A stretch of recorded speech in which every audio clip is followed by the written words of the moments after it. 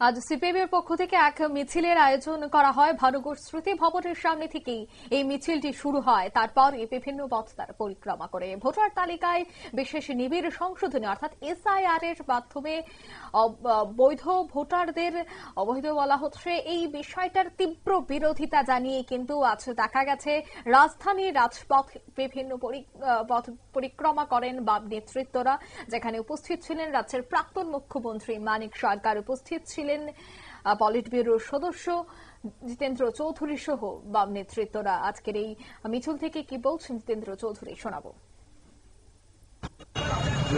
Special intensive revision করে নির্বাচন commission বিজেপিকে সুবিধা করে দেওয়ার জন্য যে এই চক্রান্ত শুরু করেছে, বিহারে ইতিমধ্যেই এটা করে 65 লক্ষ ভোটারের নাম বাদ দিয়েছে।